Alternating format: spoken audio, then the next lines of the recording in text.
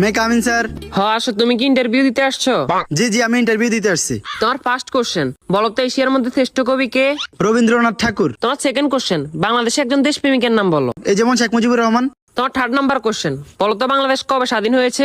হওয়ার কথা তো ছিল 1948 সালে, কিন্তু 1971 সালে 16 ডিসেম্বরে স্বাধীন হয়েছে। তোমার লাস্ট কোশ্চেন, বলো তো আকাশে কয়টি তারা আছে?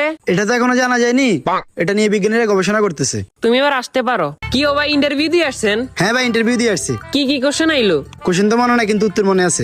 আচ্ছা, উত্তরই কোন? রবীন্দ্রনাথ ঠাকুর, শেখ মুজিবুর রহমান। 1948 সালে হওয়ার কথা ছিল, কিন্তু 1971 সালে 16 ডিসেম্বর হয়েছে। এখনো জানা যায়নি, এটা নিয়ে বিজ্ঞানীরা গবেষণা করতেছে। থ্যাংক ইউ ভাই, thank you. May I come in sir? আসো। তোমার নাম কি? রবীন্দ্রনাথ ঠাকুর। তো তোমার বাপের নাম কি? শেখ মুজিবুর রহমান। তোমার জন্ম কবে হয়েছে? হওয়ার কথা তো ছিল 1948 সালে, কিন্তু 1971 সালে 16 ডিসেম্বর হয়েছে। এবার তুই পাগল হয়েছিস নি? এটা এখনো জানা জানি, এটা নিয়ে বিজ্ঞানীরা গবেষণা করতে।